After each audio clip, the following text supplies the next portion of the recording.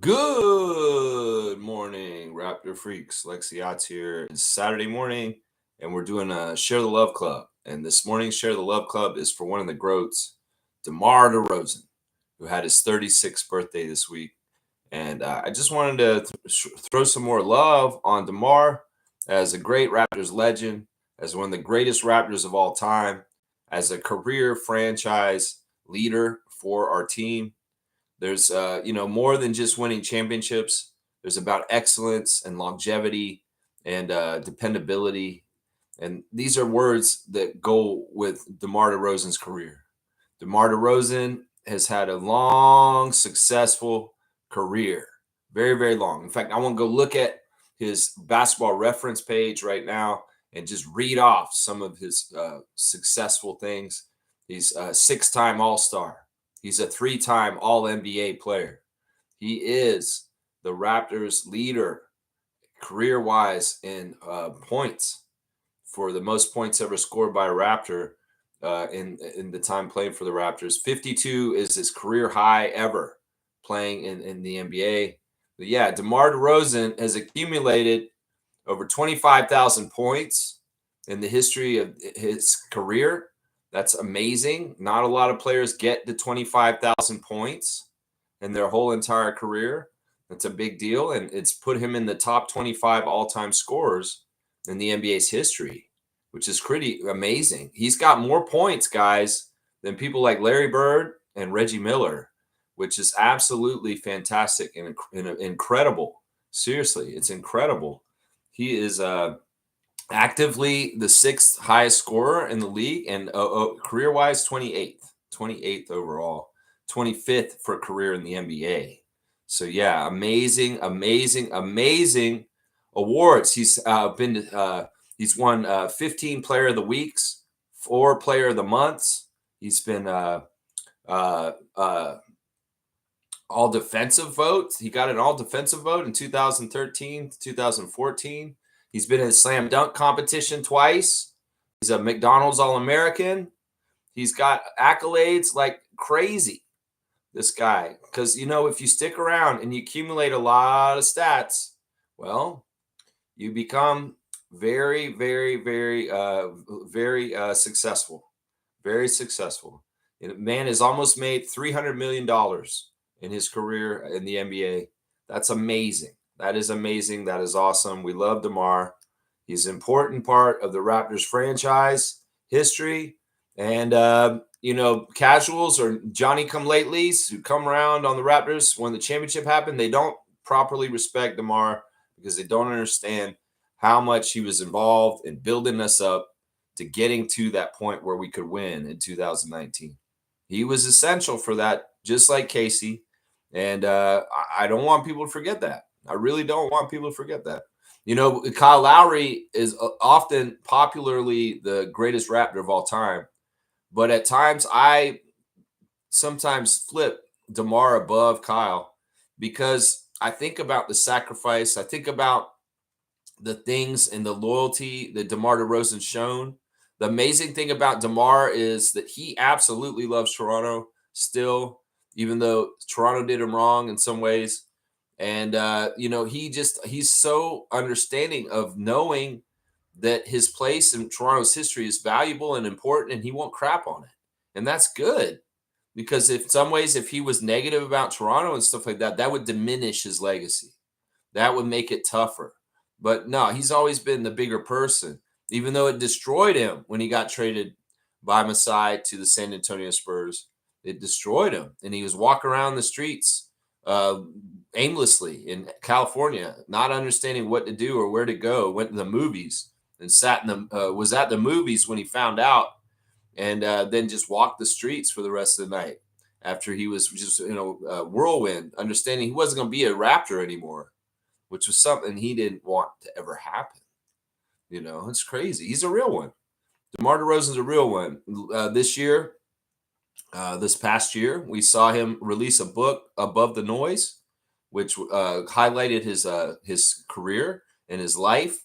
And Above the Noise really got delved into issues of mental health and things, and being proactive about your mental health and trying to do things to be okay, and removing the stigma about thinking about mental health and admitting you may need help at times. And DeMar's just awesome for that. I think that work that he does goes beyond basketball and is humanitarian and is bigger than basketball. It's something that he's giving the world besides his amazing career and delighting the fans in NBA arenas. He's given something bigger than sports itself. And he's been a real leader in that subject in general around sports. And I appreciate him for it. Yeah, DeMar is just an amazing guy. So if you guys have love for DeMar DeRozan, please let's share the love for DeMar DeRozan on his birthday week, turning 36 this week. Of course, we saw the bromance between him and Kyle on Instagram this week. And it's just how it is.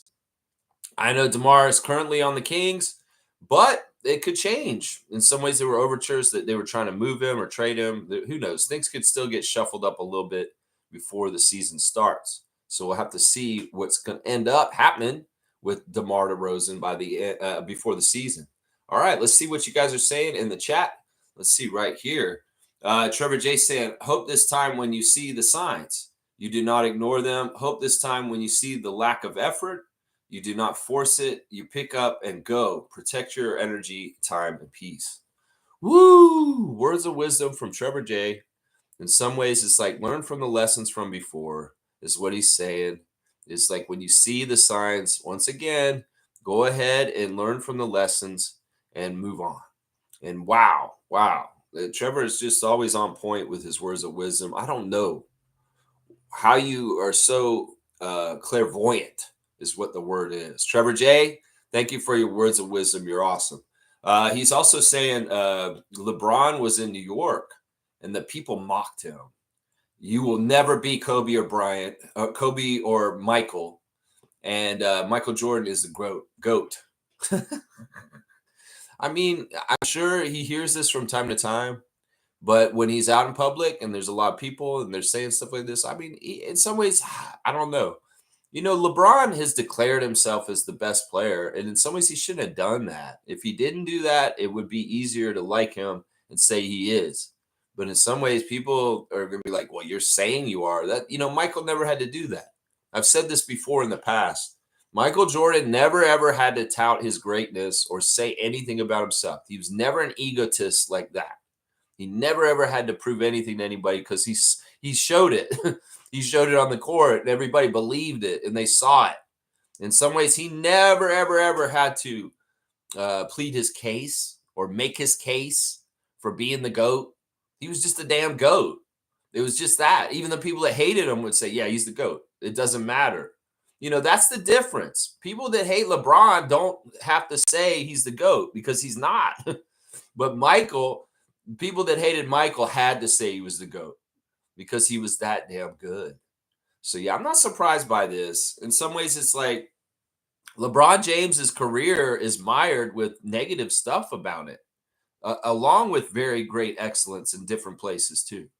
And in some ways, Michael may have had that chapter in Washington, but for the most part, very, very high quality for Michael Jordan otherwise in his career. You know what I'm saying? And the things with LeBron, there's a cloud of him being the GM and fucking his team up for 10 years in LA, or however long he's been there since. He's been there for what, 6 years?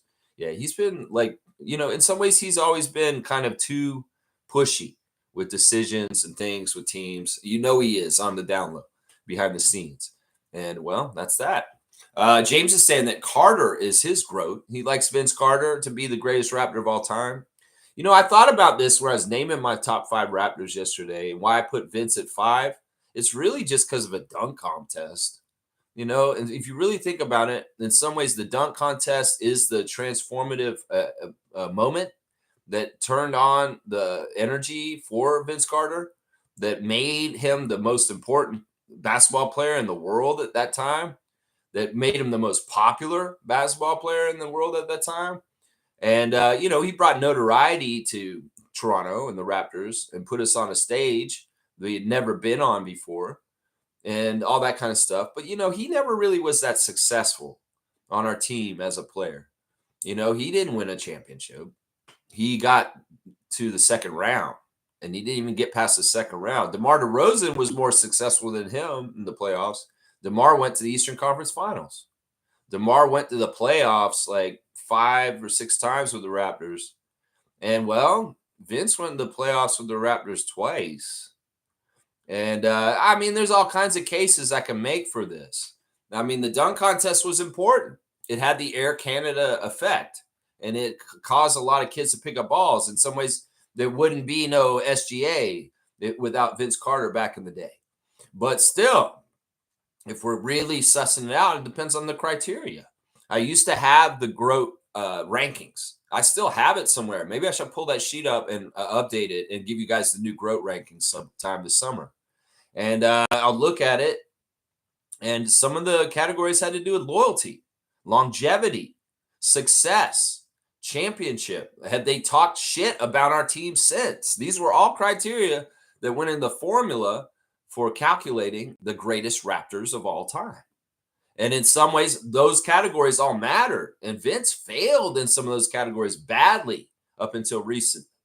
The loyalty number for him was negative loyalty towards the Raptors. It's tough. It's tough, James. Every individual fan and person is going to have their own criteria for what they judge on. And to me, the Air Canada effect is so important to the Raptors history, for sure. But I also got to say, where's the, I guess he was all-stars. I guess he was kind of in the league leaders of scores when he played for us.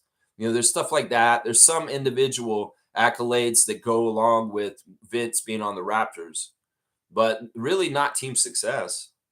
Really. The little bit of winning their first playoff series ever against the Knicks, and then an epic series with Allen Iverson where they failed and lost. And yeah, I don't know. It's tough. Everybody's got different opinions. James is saying, well liked and respected among his peers at his peak. Well, yeah. I guess that's true.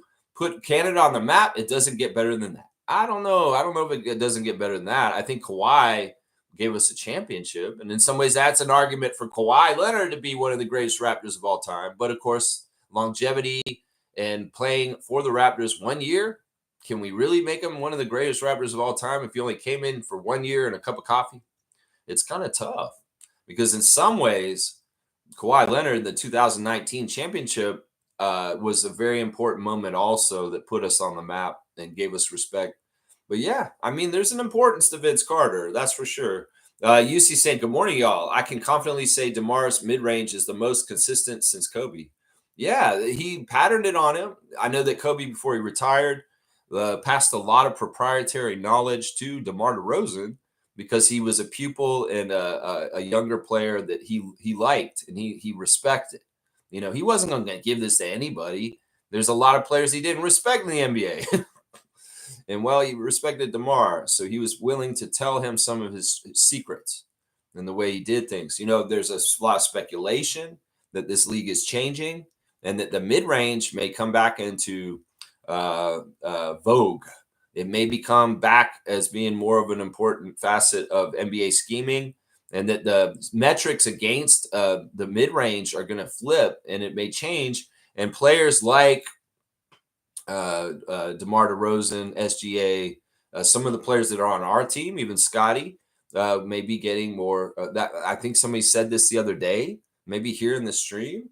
But yeah, I believe this. I think the mid-range may be coming back into importance at some point in the next 5 years. I could see it happening.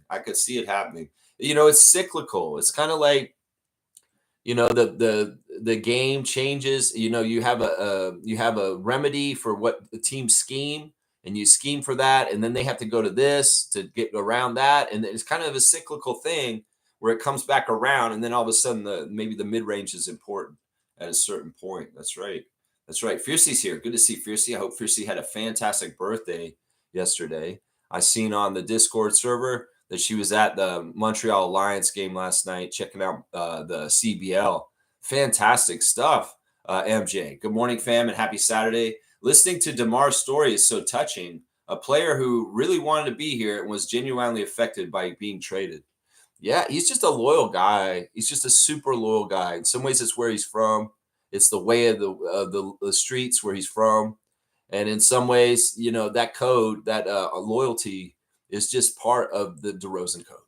It's just in the veins. Loyalty to his father, loyalty to his mother, loyalty to his children, loyalty to the city of Compton, loyalty to USC, loyalty to the Toronto Raptors, loyalty to Popovich and the Spurs, loyalty to the Bulls, loyalty to the Kings right now. He's just a really loyal guy, and he gets the memo. And he's somebody you want in the trenches with you on your side.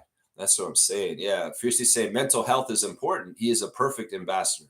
Yeah, he has a story to tell that he can share, and people hopefully can relate and be able to be courageous and ask for help. And that's beyond basketball right there. That's beyond basketball. Edmund's here. Race Mode Daily's in the house. Thanks for supporting the channel as a channel member, Edmund. Good morning, Lex and crew. Have a great weekend. Hope you do also. Of course, Edmund is a very busy guy, often filming races and different things with cars and stuff like that. He's a very, very busy guy. And I'm glad to see him stop in and say hi on the channel this morning. James is saying, is Carter the best in-game dunker of all time? I say this all the time, James, and I believe this is true. I may not say that he's the greatest Raptor of all time, but I think he's the greatest dunker of all time in the history of the NBA. Michael would even admit that, guys. If you sat down with Michael Jordan and you asked him who's the greatest dunker in the history of the NBA, he'd say Vince Carter. He would. I've heard him actually say that in an interview before. He said, no, Vince Carter is just another level of athleticism and beauty and grace in the air. In some ways, the way Vince used to dunk was very much like he was on figure skates, or it was just really body control, and just everything about what he was doing was just so graceful. It's just the way it looked. That you can break down the greatest dunkers of all time, which I consider the three greatest dunkers of all time to be Michael Jordan, Vince Carter, and Dr. J. And, you can break those guys down, and, they're different styles. And Vince, it was just a little bit really, really smooth, like just graceful. That's the right word, graceful and controlled. And he made it look so effortless, but he just had springs. I remember seeing Vince at UNC in live when he played Florida State as a student at Florida State University. And he was insane. He had springs in his legs. He was like one of the craziest jumpers I'd ever seen in my life. It was just like that. So I consider him the greatest dunker of all time, not even just in game, ever. Dunk contest, in game, whatever you want to call it, James. Greatest dunker of all time is our Vince Carter. I really do believe that. And Michael would agree with me. He would agree with me, seriously. Fiercely saying, there's a saying, move in silence. MJ's actions spoke for themselves. He demonstrated it. Yeah, let your actions speak for yourself, not your words. And if you have to tell people I'm the greatest or I'm the king, and you have to self-promote, it comes off cheap. In some ways, you don't do that. You don't do that because in some ways you're trying to decree as a king that you're the king and you're this and this and this. No. The people that are those things don't need to decree it. They don't need to decree it. That's why the idiot who's in the White House right now, he's a loser because he declares himself all these different things all the time. And that's just sad and pathetic. And he's off base on almost all of them. Really, really off base. It's usually the opposite of what he's saying. Let's see. James is saying LeBron getting pushed out of Lakers would never happen to Kobe. That would never happen to Kobe. Yeah, well, in some ways, Kobe, yeah, that's true. In some ways, he would be honored and respected. In some ways, this is the way you give respect to get respect. And in some ways, LeBron James has not been respectful of the Lakers in some ways. And in some ways, that's part of it. Kobe Bryant, respectful legend all the way through, and gracefully was allowed to retire as a Laker and do everything the right way with them. And part of it was because he left at a very high quality. We think about the last game Kobe played, he scored like a boatload of points. So it's an interesting thing. I think that the thing is that the whole thing with the Luka trade last year is the reason. If they didn't get Doncic, they'd be fine with letting LeBron hang around. But they're anxious. They want to get past LeBron to start the Luka era. So they're trying to push him out. In some ways, that's disrespectful to LeBron. I'm not going to lie. It's very disrespectful to LeBron that they want to move on from him just like this because Doncic is there all of a sudden. Well, I don't see how they can trade a $52 million contract for this year because I don't know anybody else who makes that money and that's trying to get traded right now. So, yeah, I think they're stuck with him. It's going to be extremely toxic. And the Lakers are going to be a mess this year. And I expect them to fully miss everything as far as the postseason. Because, first of all, you got this LeBron half in, half out kind of situation, which is going to be totally toxic. And then you got DeAndre Ayton around all of a sudden. And there's other guys that have been showing up for this team this year that I'm not exactly confident that they're good for chemistry and for the Lakers to be successful. So it'll be interesting to see this year how this all goes down. It'll be very interesting. Trevor J saying, I like that clip with AJ Lawson saying Canada is coming. I didn't see that clip. I don't know where that was. I didn't see that clip. I don't know why I didn't see that. Nako's saying his GROAT listing is Kyle, Pascal, DeMar, Kawhi, and then a tie between Scotty and Vince. So, yeah, he won't put Fred in there. Yeah, I mean, I don't know. Scotty has got some accolades already, and he will move up the list. And at some point, I want Scotty to be in my top 5 greatest Raptors of all time. I do. But in some ways, the best way to get there is to get a ring, Scott. That's what I'm going to say right now. My top 4 of my top, I should say 3. 3 of my top 5 all have rings. And that's what you should, in some ways, look at is rings. Because rings is the ultimate success. And if you bringing a ring to Toronto, well, you're going up that greatest Raptors of all time list. That's right. Let's see. James is saying Carter had the superstar aura. Yeah, he just had the vibes. He just brought the energy. He brought the attention. He brought the world's attention to our team, to our city. And the Raptors became something more important than what they were for the first 5 years of their existence. This is a monumental time. We're an expansion team. And in some ways, Vince Carter made us change from an expansion team to a playoff team like that. And that's special because, we could have been an expansion team for like 10 years, trying hard and not getting anywhere.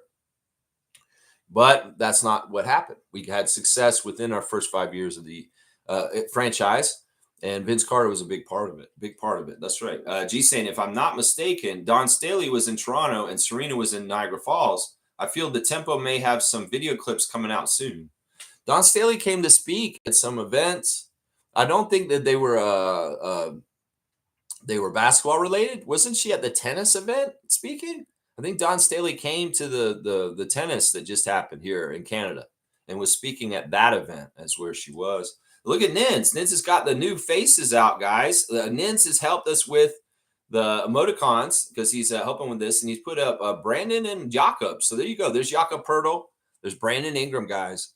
Get your Raptor Freak emoticons as members of the channel. You can post them. There you go, Fiercey. There's your Jakob Pertl right there. Thank you, Nins, for helping me with that and getting those in there. In some ways, he knows how to do this. I don't. And I appreciate him coming in to do this. It's been almost a year since Tom Duke has done it. So this is good that we got new emoticons and things are changing around again. 36 on the dunk chart for Nins for helping with the emoticons.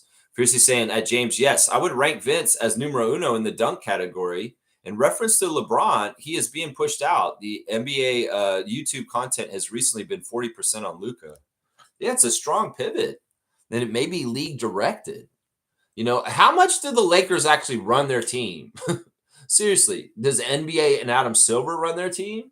Because it's like directing LeBron there in the first place may have been part of running their team and getting the things that happen around while LeBron was there. It was Adam Silver running their team, maybe too much meddling. Now that he forced the trade of Luka to the Lakers, running their team, now he's running LeBron out of the team. And that could very well be right. The marketing of the NBA is a telltale sign of what they want and what they're trying to promote and who they want to get the shine. And that's very interesting to notice, Fiercey, the pivot from James to Doncic as far as the focal point of the Lakers. We found out some of the games for next season, and the Lakers will be playing on opening night against the Warriors. And that seems like that happens every fucking year, doesn't it? Opening night, Warriors and Lakers. It's like that does seem like that's happened like every night the last couple of years, Adam Silver. Maybe you can freshen up your plate of the matchups. You think, oh, it's just got to be Lakers versus Warriors, Lakers versus Warriors. Another thing I noticed, they came out with the Christmas Day games, which, the Raptors aren't playing on Christmas. Only 10 teams will play on Christmas. That's a third of the whole league. I noticed that there's only one Eastern Conference game on Christmas. It'll be Cleveland versus New York. And then all the rest of the teams playing on Christmas Day are Western Conference teams. It's very, very interesting, including a fantastic matchup between the Spurs and the Thunder for Christmas. I think that's a fantastic matchup right there. But that's interesting to me that, there's no Boston Christmas Day game because they know Boston has Jason out. There's no Indiana Christmas Day game, even though they went to the finals because Tyrese is out. So the only two Eastern Conference teams that are going to be playing on Christmas are Cleveland and New York.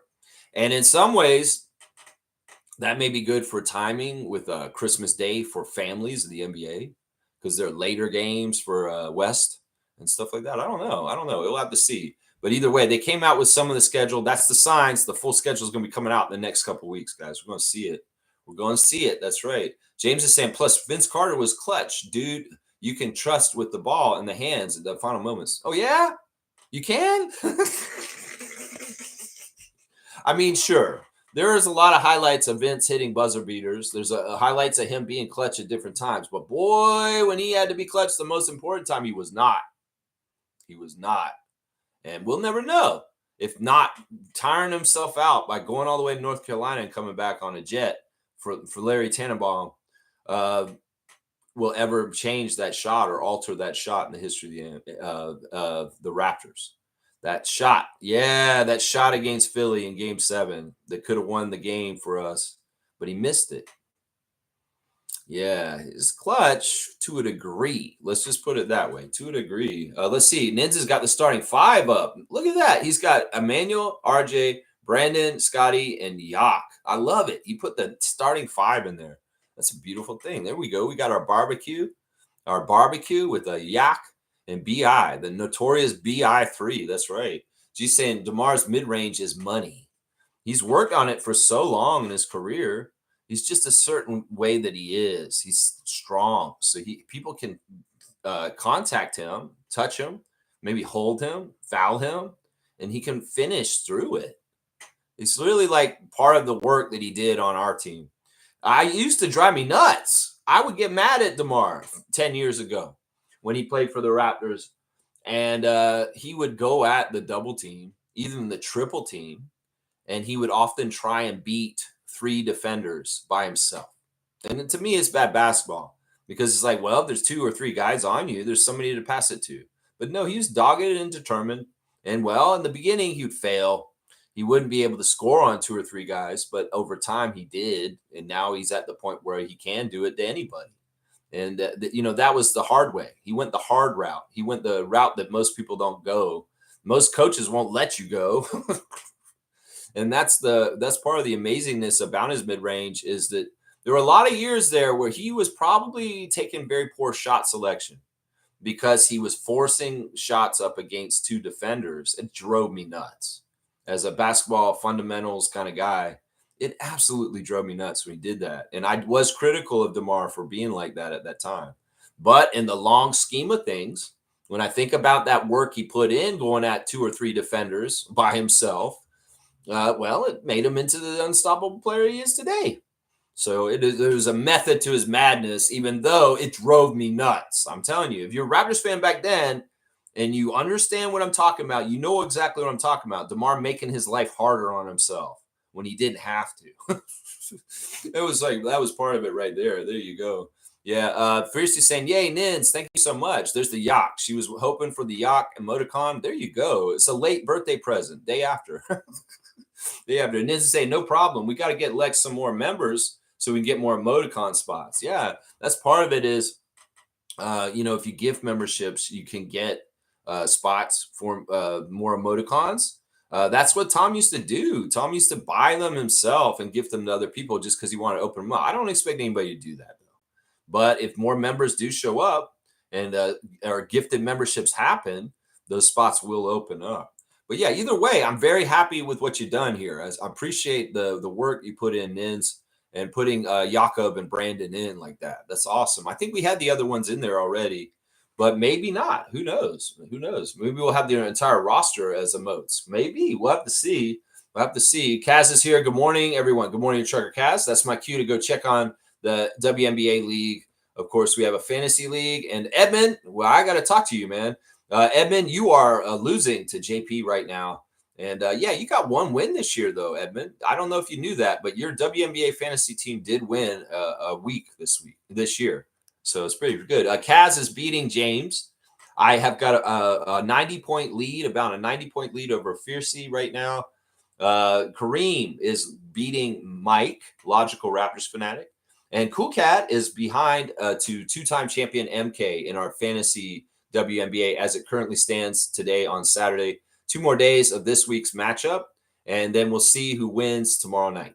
Tomorrow night, that's right. The referees for today's 2 games and the WNBA, LA Sparks are at Golden State Valkyries. Madge Forsberg, Jenna Renault, and Paul Toomey, and then Chicago at Indiana, Isaac Barnett, Agan Abazi, and Jason Alabanza are your refs for today.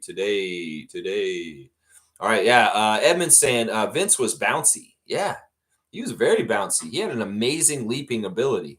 Reflecting back to Vinsanity, those were amazing and exciting times for NBA fans around the world. Eric Carter took us from our high of highs and low of lows in that era. Yeah, I mean, it sucks. It's tough because, like, we organically discovered and got the most electrifying, most popular player in the league on our team. And the NBA probably wasn't planning on that. The NBA probably wasn't like, no, Toronto can't be this popular all of a sudden because of Vince Carter. In some ways, they were probably not totally thrilled that Toronto was getting on the map that way, or maybe partly were. I don't know. It opened up the market better, that's for sure. So maybe they were actually happy about it because it was lucrative. But yeah, in some ways, it's like, man, mismanagement by Richard Petty and MLSE and Rob Babcock, a horrible coaching carousel, turned off Vince at a certain point. And then there was a lot of confusion, poor communication with the franchise player and the front office, where it got to a bad place. It was just really, really horrible management by MLSE with Vince Carter at the time. I blame Richard Petty so much for the debacle with Vince Carter leaving at some point. He even said in the Dark Side of the Raptors last year, aka Raptors Delight bullshit, that we didn't know what we were doing. We were hockey people. And we didn't know basketball. Yeah, you didn't know what you were fucking doing. And you had the audacity to say Isaiah Thomas didn't know business or how to run a basketball team. You dumbass. You didn't know how to run a basketball team. You fucking piece of shit, Richard Petty. Fuck you. And fuck Keith Pelly and Ed Rogers III, too. Yeah, I mean, it sucked because we had the best, most electrifying player, most popular player in the league. And then, boom, for nothing. For Alonzo Mourning with a kidney problem. And his bullshit. Yeah, it was bullshit, man. It made me so mad. It really did. Naka's saying he's going to 10 more. He's saying Boucher, Yak, OG, Fred VanVleet, Serge. You're fickle. Okay. In some ways, it's good because you got a lot of champions on that list. But, man, I got to say something like Damon Stoudemire.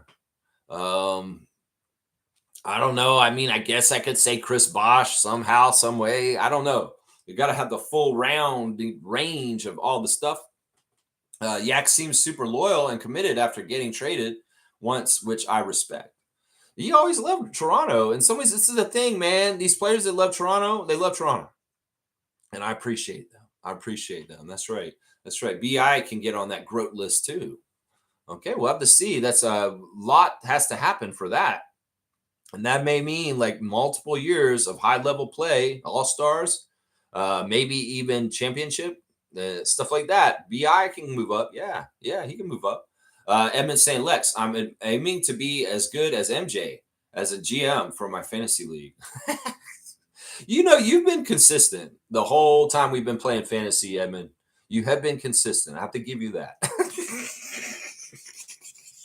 Jay say, Lex, did you have a Carter jersey back in the day? Everyone was rocking one. No, I didn't. And on purpose. No, I didn't. I had jerseys, though. I bought jerseys during those playoffs, and I bought 4 jerseys. In fact, I had 4 jerseys of that era, and the first one I got was Alvin Williams. The second one I got was JYD. The third one I got was Muggsy Bogues. And the fourth one I got was Keon Clark. I never, ever bought a Vince Carter jersey. I didn't own one. I was in Vince Carter's fan club, though. The Club 15. I was in his official fan club. I spent money on that and got the fan club stuff in the mail, being in the Club 15, Vince Carter's Club 15. But no, I didn't ever buy his jersey. I often do not buy the most popular player on the team's jersey. Although right now I have Scotty's jersey, but that was because somebody gifted it to me. And I don't mind having Scotty's jersey. I'm glad to have Scotty's jersey. But in the past, the most important player on the team, like Bosch or Carter, I would avoid their jerseys because everybody else had them. That's exactly why, James, because everybody else was rocking them. And I didn't feel like it was that interesting. So I'd rather rock an Alvin Williams jersey or a JYD jersey because not everybody's wearing those. You know what I'm saying? Not everybody's wearing those. All right, let's keep going. Yesterday, guys, there was action at the FIBA World Cup America's pre-qualifier, and it was Jamaica versus Barbados. And some of us watched the game in Discord on the share screen. Sergeant Wayne Strainer, thank you for joining me and hanging out with me during the game. And also Isaac Campbell came in and hung out with us for part of the game too. But it was a rout. Jamaica winning 101-79. Norman looked pretty good. It was interesting. The best player on the Jamaican team, though, was former Raptors 905 center from 2 years ago, Romano Gill. Romano Gill looked like Shaq out there. He looked huge compared to everybody on Barbados, and he absolutely was dominating in different ways like Shaq would, with power and size and length of arms. And he really kind of busted the game open while Norman took his first break. The game started slow. Both teams were kind of having a hard time getting going. Barbados had some athletes. They were actually not bad in some ways, but both teams didn't look that good. It looked like a bad G League game for a little while. Norman it's weird because Norman only ended up with 12 points. The Jamaican team's going to need to make adjustments. They need to start feeding the ball through Norman to get the value of having him on the team because they ignored him yesterday in some ways. He really was kind of a secondary player on the fringe, and he wasn't getting a central role for Jamaica's offense, which I thought was a huge mistake. And I think that they need to look at that tape and maybe even run him at point. Seriously. Even though he's not technically a point guard, you might want to run him at point. You might want to have him have the ball in his hand every single possession down the court because I feel like you're failing if you don't.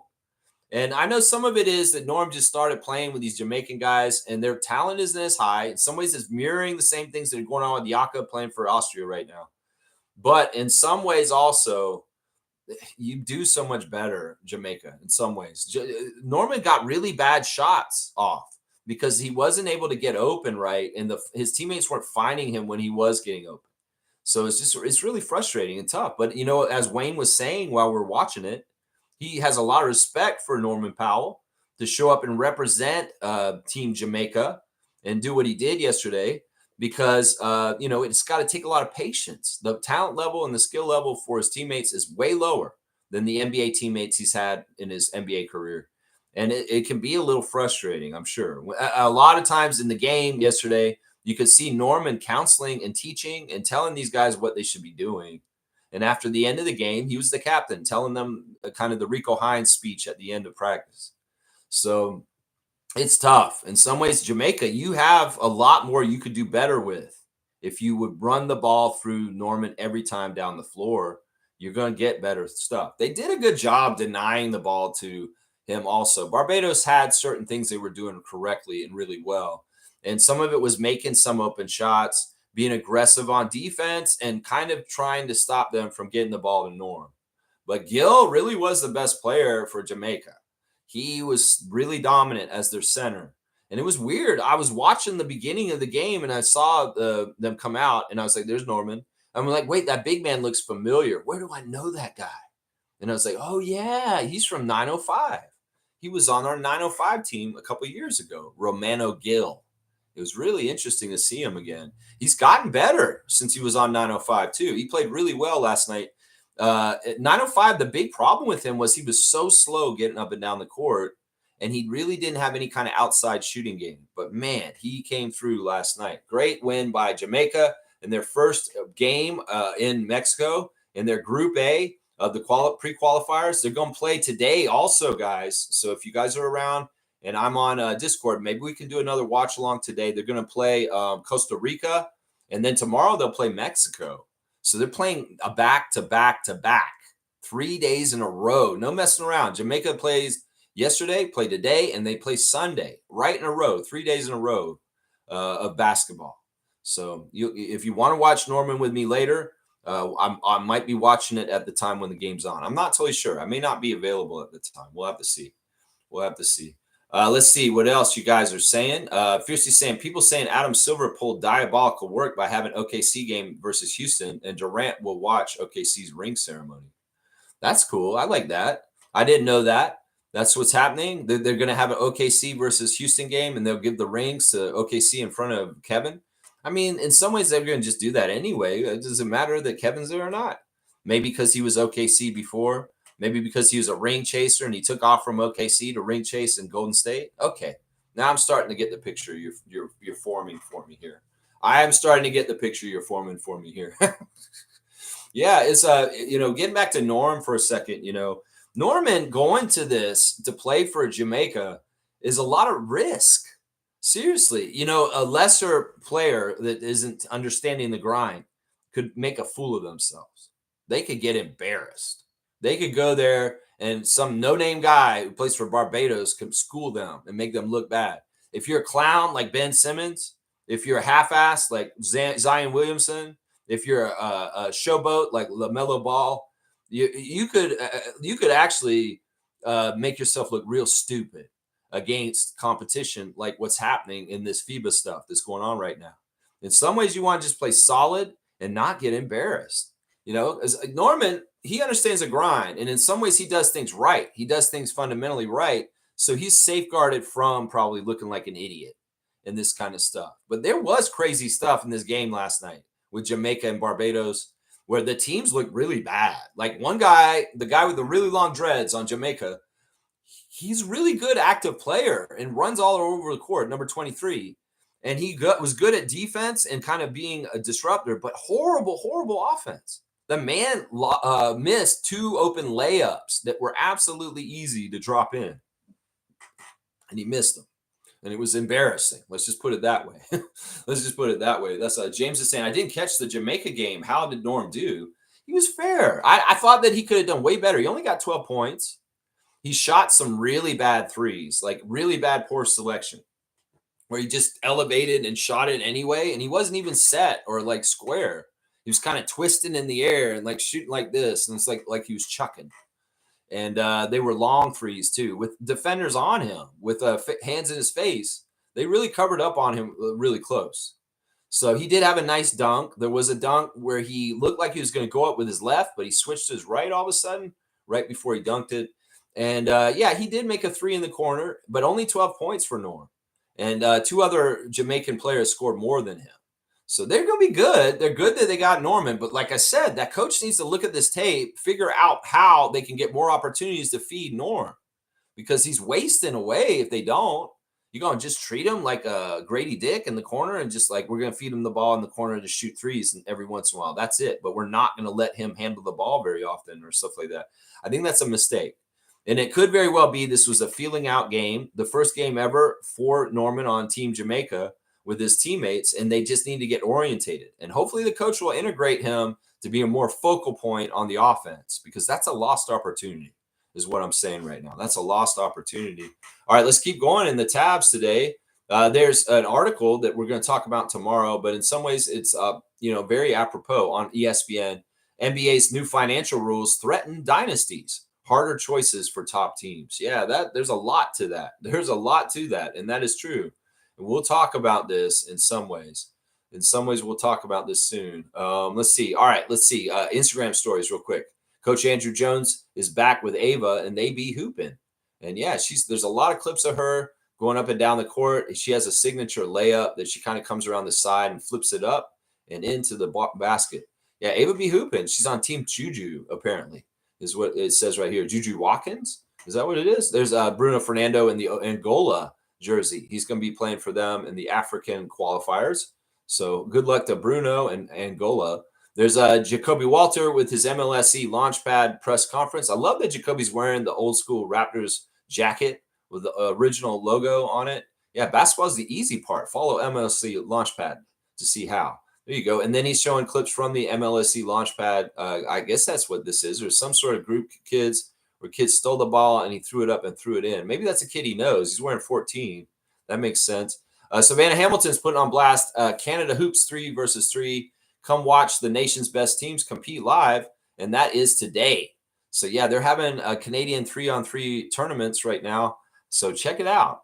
Savannah is going to be there, and she's all about it. That's right. The day one is today, and the game started at 10 just 15 minutes ago. And they're doing the provinces against each other. It's like New Brunswick versus Saskatchewan. This is how they started. Alberta's going to play Quebec at 10:25. So they're tipping off in about 9 minutes.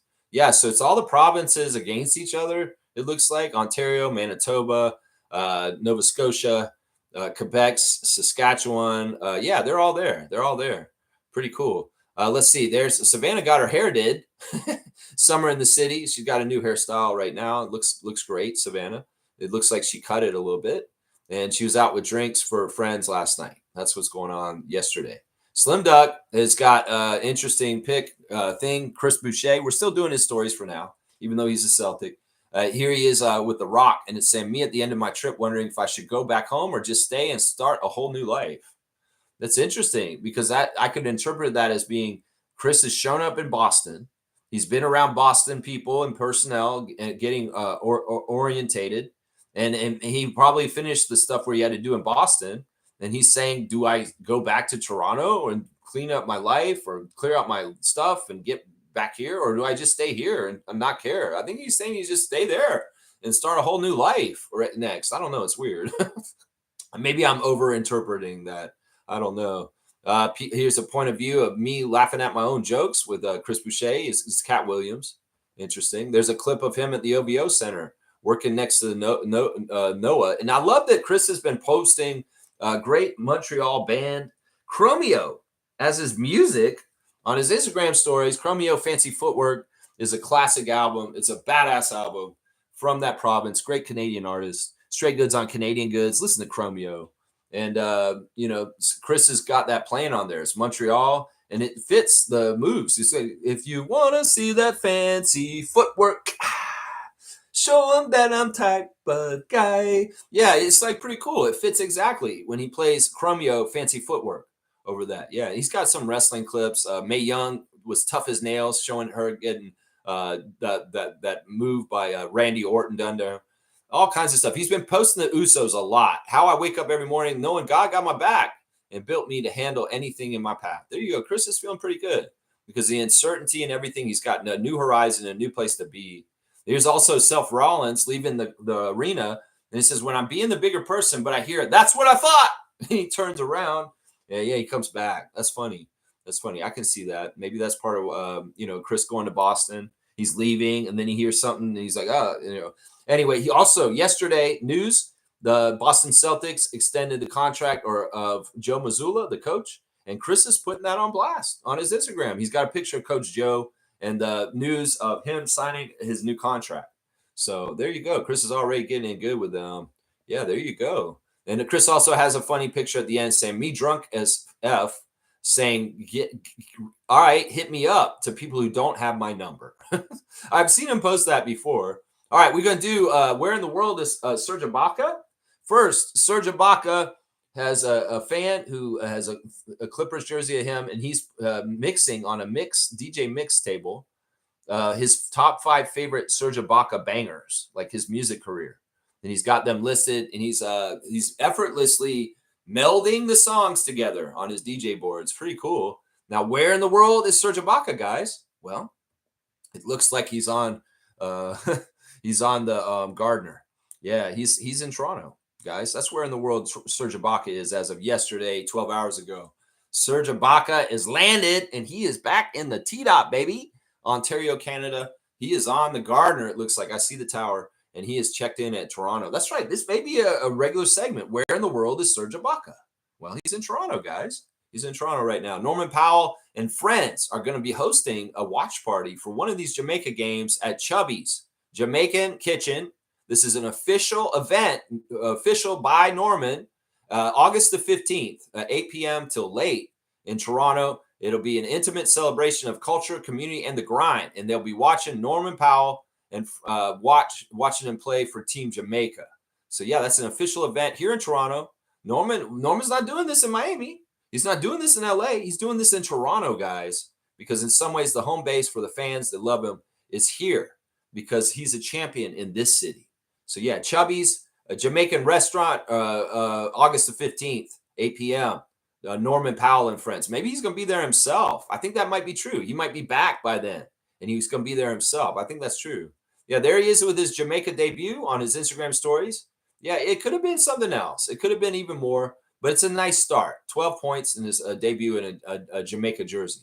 Could have been something else. I often wondered yesterday, what would this team be like with the Thompson twins running around at the same time? Because Norman's the only one there for the pre-qualifier.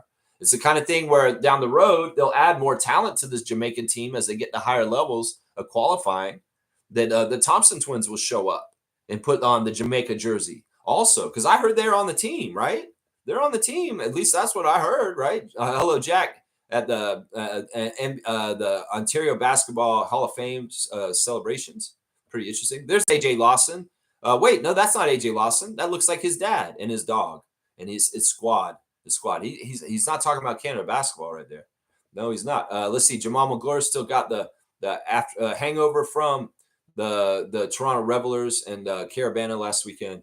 He's showing some of the prize winning outfits and that people were wearing and the dancing and the happiness. So good. So good.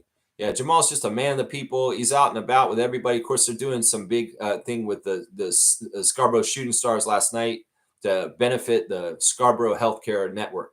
And that's awesome. Kelly Olynyk's put Larry Markkinen on blast, his former Jazz teammate.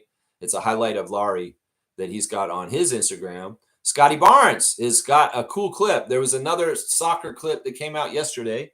We've seen 3 of the soccer kicks so far. We saw Jacoby kick it wide left.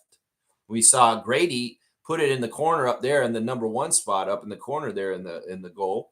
And, well, Emmanuel quickly showed his goal off, and he did make his goal too. He kicked it down into the right bottom corner past the goalie, and then he ran, and so did Scott with him. And they mimicked what people do in soccer games often. After they score a goal, they run and they rip their shirts off and throw them away into the crowd. Yeah, Scotty and Emmanuel did that just for fun. So the chemistry is on blast. It's awesome. The vibes are awesome. The aura is awesome with the Raptors. They're having fun. They're doing soccer stuff along with the basketball training camp. You know, there's an idiot that posted something on Raptors channel on YouTube that clickbait, trying to make it seem like Scotty's not happy with the Raptors. Trevor posted it all over the place yesterday in our Discord and our Facebook, and it pissed me off because it's so misleading. It says like something like Scotty is hang on, let me find it real quick because I want to read it right. It says basically the Raptors are turning Scotty Barnes away. This is bad, and it's totally misleading. Like, you think from a title like that saying the Toronto Raptors are turning Scotty Barnes away, this is bad, and they have a picture of Scotty looking at a phone. He's mad. An AI picture too, a shitty AI picture. That should be a prerequisite right there, not to follow it or give it any attention, is AI. And this is from Raptors Talk Daily, some bullshit. Now, you'd think it's negative content, but it's not. You click on it, you're going to click on it because you see, oh no, Scotty's upset. I need to see what it is. It's totally manipulation, lying, and fuck you, content creator that made this video. This fucking video, Raptors Talk Daily. You asshole. You're fucking going to cause damage in dumb ways if you put out content like this regularly. Don't put out shit that's saying in the headlines there's a problem with Scotty and the team, because there isn't. We've seen him yesterday in his Instagram stories running around with his shirt off with Emmanuel Quickly yelling in the fields. So you can't tell me there's a problem here. Well, he's not trying to tell me that. You click on it, you watch the thing, and it's basically going over the tweet that we went over 2 weeks ago about Scotty saying, y'all don't even watch basketball. We're going to prove something to y'all this year here in Toronto, and we're going to get back in the playoffs. There's nothing in there that's bad or negative towards the Raptors. Why would he say this is bad? Why would he say the Raptors are turning Scotty Barnes away? There's nothing in his content that would say that. No, it's a clickbait headline grab that's negative to scare Raptors fans into clicking on that. The content creator, fuck you. Shame on you for putting out bullshit like that and using that manipulative technique to try and get clicks by putting a picture of Scotty saying this is bad and the Raptors are turning Scotty Barnes away. You're not a Raptors fan. You're a fucking piece of shit that's trying to monetize and make money off disinformation. So fuck you, Raptors Talk Daily, you fucking piece of shit is what I'm going to say right now. Because I'm like, there's no place for this kind of misinformation. You're going to post a video about the Raptors, you better advertise it correctly on the outside, because then somebody clicks on it and they say, oh, this is exactly not what this title said at all. There's nothing in here that says Scotty's upset with the Raptors. There's nothing in here that says anything that is bad. It's just a fucking technique by scam artists to clickbait. And fuck that guy, Raptors Talk Daily. Once again, I'll say it again. There you go. Continue with the Raptors Instagram stories. Yeah, your boy Scotty, it's an awesome clip. And I love seeing the joy of him and Emmanuel running with the shirts off. It's amazing. There's Emmanuel in a Paris, France in his Instagram stories. He's also got the kick and the run with Scott. And he's saying we in Paris, France. He's got basketball with him and he's got some shopping bags. That's right. Young Oach is putting the cat picture up. So if you love cats, you should go check out Oshai Baji's cat is up on, I think it's his cat. It may not be his cat. It may be somebody else's cat. Little Miss Rita Bean is what the name of the cat is. They've got Toronto Tempo's got Victoria and Summer McIntosh on blast, champions in the North. You like to see that, the excellence of the young Canadian women and winning in their respective sports. Elijah Martin want everybody to know that his dog is available for stud. So this man's advertising this on Instagram stories. He's got a picture of his dog smiling real big and saying available for stud. That's a new one. I haven't had an Instagram story like that before. Yeah, there you go. He's going to be in South Florida for 10 days. So there you go. It sounds like their week is over in Spain. They came in, did their 5-day training camp in Spain. And Elijah sounds like he's back in South Florida around Gainesville and South Florida and the Panhandle. So yeah, he's back for 10 days. Any small or big business interviews, podcasts, etc., trying to work, email Alex Life Sports Agency. So Elijah's available to do media, to get maybe some endorsements. He's just putting that on blast right there. Jamal Shed is who's that? What is that all about? I don't know. There's some guy, I don't know who he is. He's just showing him, he's walking around. He must be a friend of his. I don't know who that is. A reminder, Raptors 905 is putting on Camp 905, August the 18th through the 22nd, 9 a.m. to 3 p.m. If you want your kid to go to Raptors 905 basketball camp this summer, it is coming up in about 9 days. So yeah, get there. It's going to be in Etobicoke at Humber College Athletic Building. So that's where it's going to be. Siakam, let's see what he's doing on his Instagrams. He's with the people. Yeah, all right. He's with the people. All right, everyone in line. There you go. That's it. That's it for the Instagram stories. There you go. There it is right there. Boom goes the dynamite. Boom goes the dynamite. James is saying we need Scotty on Team Jamaica. No.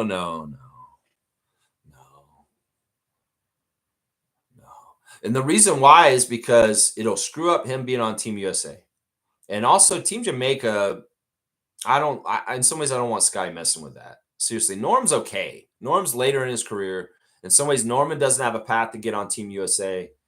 So he's going to get the FIBA taste from playing for Jamaica. In some ways, I don't know. Scotty may not be like the Thompson twins in some ways. He's not going to play for Jamaica. I'm going to tell you guys right now. Just because he has Jamaican roots and other people are showing up for Jamaica, I don't think it's going to happen. Scotty has no aspiration whatsoever to suit up for Jamaica. And it's not that he doesn't care about Jamaica. It's just that we know he wants to hold out for USA. And in some ways, if some people made the argument, well, if he plays for Jamaica, he has more likely to be on Team USA. No, that's not true. That may make it worse for him to try and make it to Team USA because it's a conflict of interest. So he don't want to throw his hat into the ring with one country when he's holding out for another one. And that's it right there. That's it. Wayne's here. Morning, Raptor Freaks. Okay, James, we saw your comment. There you go. There you go. That's right. And Cool Cat's saying, good morning, Raptor Freak crew. Will be a hot weekend. Be safe out there. That's right. And honestly, there's something that, you may not think about, but you can help the wildlife in your yard on really hot days. They actually are laboring out there. I mean, think about it. They got fur coats, a lot of them, and they're running around. Insects get thirsty. I don't know if many people know that. Insects can get thirsty. Birds get thirsty. So get a bird bath. Get a dish. Get something and put it out in your yard. And you might be shocked at just how much stuff jumps in there and starts drinking out of it because they're thirsty. So yeah, hydrate yourself, take care of yourself, stay cool, stay inside, don't get heat stroke. But let's think about the little creatures too, and maybe put something out in your yard if you can to help them out. And let's get more connected with life all around us and care about it, be empathetic towards it, because that's the opposite of the fuckface forces out there right now. Let's get back into respecting and caring for life and life forms instead of being so half the world is, part of the world is right now. Part of the world is right now. Blackhawk's saying even snakes drink water. That's right. Even snakes. I mean, there's water snakes. The snakes be in the water sometimes. No, all these animals are drinking water. I put one out in my yard, right? And it's amazing to watch what comes and drinks out of it. Seriously, chipmunks be running up and drinking out of it. Blue jays, cardinals, chickadees. I've even seen all kinds of squirrels. There's stuff coming to get the water because they're thirsty. And you'd be surprised, man. You'd be surprised. Big up the Lex. Thank you, James. I'm trying to think about all the creatures of God's creatures. Little creatures too. Little creatures too. Bumblebees, pollinators, they need water too. There's a special kind of thing you can make for the insects because they're dangerous to drown. If you make you got to put little rocks in there and make a shallow part where they can land and kind of drink, butterflies and bees and moths and all that kind of stuff, because they're going to need some water too, because they do get hot. The insects need a drink too. That's right. Cool Cat saying DeMar DeRozan matured from a kid to a grown man right here in Toronto. That's right. And he'll never forget where he became a man. That's right. We thank him for his love of Canada. It's a symbolic relationship. That's right. That's right. In some ways, DeMar went to a place that was totally alien to him, totally foreign, totally different. And it was important that it was like that because it got him out of his comfort zone and allowed him to kind of see life in a different way. In some ways, Compton can be overwhelming in some ways. There's so much of a feeling for a lot of people in Compton that never get out. It's really hard to just get the hell out of the neighborhood. And the fact that he, went to USC after his high school in Compton, he really stayed sheltered around his neighborhood, even in college, which is when a lot of people branch out and go somewhere new when they go to university. But no, DeMar stayed home. He lived at home during college even. And it wasn't until he went to Toronto that he got that feeling that a lot of people get as young people of going away from home for college. In some ways, the Raptors were his college because he's going to another country. And because of the foreignness and the differentness of it, in some ways, it really was freedom to him in some ways. It was kind of like I can reimagine myself. I'm an NBA player now, and I live in Canada. I'm not in California right now. And a lot of the history and a lot of the things that scarred me or made me who I am or things that have happened, I can put them behind me for a little while and have a different place, environment where this stuff isn't really right in my face in some ways. So this is a very, very fruitful, important time in DeMar DeRozan's growth, becoming a man. Oh yeah, this is so essential, Cool Cat. You're exactly right. Fiercely saying, I honestly didn't know about insects needing water. Wow.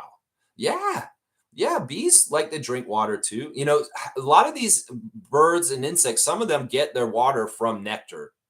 They may be out pollinating and in the flowers. And if there's a certain amount of liquid nectar, they can get hydration that way.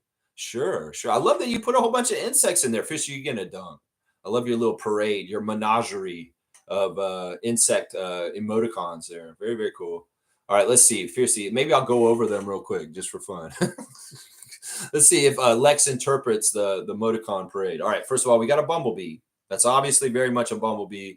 Looks like we got a ladybug, an ant, a cricket, a mosquito, gross, a fly, a beetle, a cockroach, a spider, and a caterpillar. And I must be good at naming my insects because I went to Cirque du Soleil, OVO, and they had all these insects dancing on the stage for Cirque du Soleil. Yeah, the ladybug was the star of the show. That's right. Everything that has life drinks water. That's what Trevor J is just saying. This is just like everything that has life drinks water. I don't know if that's totally true. That may not be exactly totally true, but it seems like it should be mostly true. Does everything in this world breathe air? No, not necessarily. Does everything need water? Maybe. Maybe. I'm not totally sure. All right, let's see. Raptors Reddit. What are they talking about? Spicy P has gone to Grenada and he buys everyone KFC. So that's what's going on. Spicy P went to Grenada and he's buying people Kentucky Fried Chicken. I don't totally understand that. Raptors Reddit is putting Patrick McCaw on blast. He really was the GOAT because he had the highest winning percentages in the playoffs when playing 20-plus games, winning 87.5% of the time. Yeah, that wasn't him, though. He wasn't winning that. He just happened to be there along for the ride. That's what it was right there. Yeah. Oh, man. All right. In some ways, it's like I don't really see anything else that's much new on there. Let's go ahead and keep moving through the tabs, and we'll see what else we can see what's going on. Let's see. Straight goods on Canadian goods, guys. You know, it may be true that most of the shoe apparel companies are foreign from Canada, but there is a shoe company here in Canada that you can support if you want to buy Canadian shoes. 100% Canadian goods, Canadian shoes. Yeah, Acton. Acton is the name brand. If you see the word Acton, that is a Canadian-owned and manufactured footwear company based out of Quebec. They use locally sourced materials whenever possible. So if you're looking for shoes that are Canadian, you don't want to get Nike, you don't want to get Converse, you don't want to get all the big brands. You just want something simple and practical, and you want to support the Canadian economy. Acton, Acton, is a shoe company that's 100% Canadian, and you'd be supporting Canadian company and economy and job market. There you go. Apparently, I'm hearing that the tariffs are going horribly for the United States. The aluminum industry is getting hit hard, and supposedly the aluminum industry was one of the industries who's going to benefit from the tariffs that Trump built. And apparently I'm hearing that Canada is weathering the tariffs pretty damn good, is what I'm hearing in economic news that is real and unfiltered from fascist denial. That is not true. You're fired. The economy is tanking. You're fired. Oh, that's not what I wanted to hear. You're fired. You know, they're erasing large portions of the EPA's data on climate change. And they're trying to change the narrative and say, oh, this isn't real and all this stuff. You know what, motherfucker? You can cover your ears up, but the noise is still being made. You can do that, Donald Trump. You can act like climate change isn't real and deny it, but it's not going to change it from happening, you dumbasses. So you go ahead and cover up your ears and act like, oh, no, there's no climate change. There's no climate change. That's why we're going to roll back everything, and we're going to let big businesses pollute the hell out of our planet and just accelerate the issues that we're going through. The multitudes of billion dollar disasters that we're getting. Yeah, you go ahead, idiot. You're one of the biggest failures ever in the history of the world. And it's getting worse and worse. And it's going to be interesting to see just how much this car crash called MAGA America is going to wreck into the wall finally at the end. Because it's coming. It's coming. More and more people understand just how full of shit he is, including his own people. And in some ways, the whole populace of the United States needs to rise up against MAGA ICE and their bullshit as soon as possible. And they will at some point, trust me. Push comes to shove at a certain point. They'll fuck up the status quo and they'll go too far. People will hurt too much, and there will be a movement of the people. There will be a movement of the people. I could see that. I could see that. That's right. Trevor's saying, yes, Lex, everything God created on this planet has to have water to survive. I'm trying to think there's something out there. I'm trying to think that there's something out there. In some ways, I'm like, you know what? Let's Google this shit. Maybe I don't want to ask AI. Fuck AI. Fuck AI. We're not going to ask AI, but I'm going to get on here. It may ask AI for me just because it's the way it works these days. It's like, all right, let me see. Does every living thing need water? All right, there we go. Let's see. Wow, it's saying that Trevor's right. Yes, all known living creatures on Earth require water to survive. Water is essential for various biological processes in all life forms, from the smallest microbes to the largest whales. That's very interesting. So Trevor's exactly right. Here's why: it's solvent. It means it can dissolve many substances. It's chemical reactions. It's temperature regulation, structural support, and adaptations. Organisms may need water to adapt in certain ways. Okay, so he's exactly right. I'm gonna give Trevor a dunk.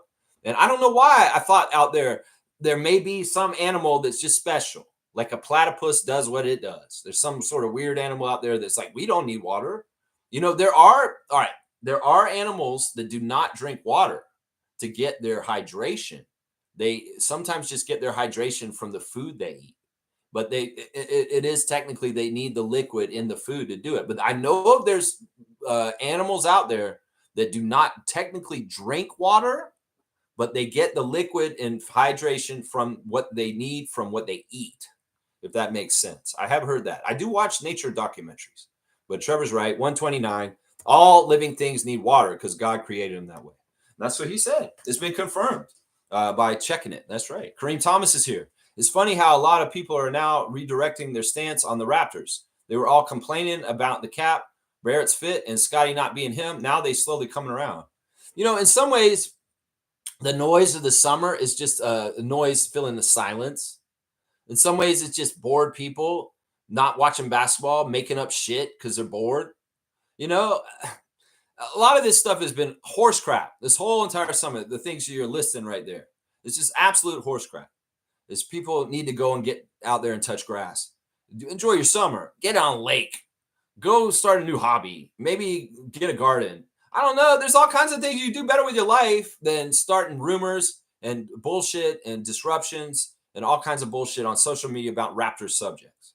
And that's the thing, man. They coming around. The Raptors Nation's finally come around. Enough people watching people like me on the Raptor Street channel and saying, oh, wait, maybe they're right. Brandon Ingram is a really good player. Maybe they're right. Their core is so young. I've seen that most of them are under 25. Yeah, they start piecing together. Okay, Brian Winders, Raptors may be good. I don't know.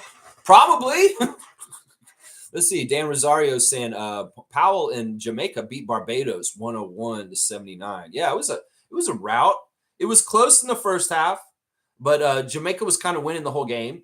And then they kind of just got some distance from them in the second half. They really did. Norman Powell, 12 points, 2 rebounds, 2 assists, and former Raptors 905 center Romaro Gill had 19 points and 11 rebounds. Yeah, he was dominant. He was very, very dominant.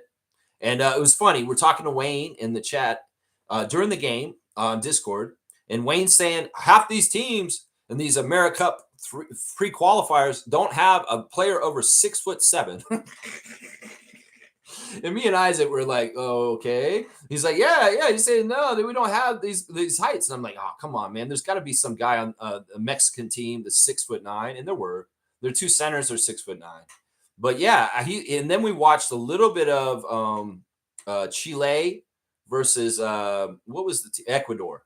And they had very short teams. It looked like their tallest player may have been around 6'7", 6'8", or something like that. But Romaro Gill, he's going to look like a giant against some of these teams because he looks like the biggest player in this FIBA AmeriCup pre-qualifier. It's crazy. The quality of play was bad because, look, I'm watching Jakob with Austria. I'm watching Norman with Jamaica. These are teams that have not been in a preeminent kind of spot in the FIBA world of rankings. The teams on the outside of looking up at the teams that are established and have done more things. Austria ain't done jack shit in FIBA to be up there. Jamaica has not been up there in the basketball rankings overall. In fact, it's teams like USA, Canada, Mexico, Dominican, Puerto Rico. They're getting the spots from the AmeriCup and going to the Olympics and stuff like that.